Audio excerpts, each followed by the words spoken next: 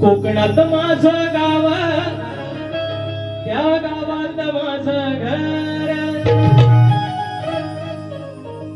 कोकणात माझं गाव, त्या गावात माझं घर. त्या हो घराच्या मखरात शोभेल माझा लंबोदर. त्या हो घराच्या मखरात शोभेल माझा लंबोदर.